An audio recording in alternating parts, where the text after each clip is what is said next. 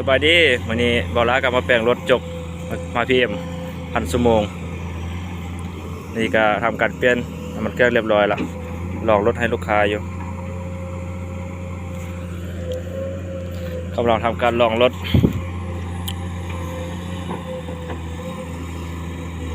กระจก PC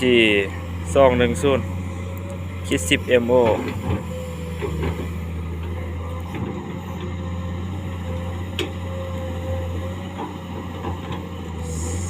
ใส่เหมาะกับทุกงานเลยงานหินงานคิดทรายได้หมดเลย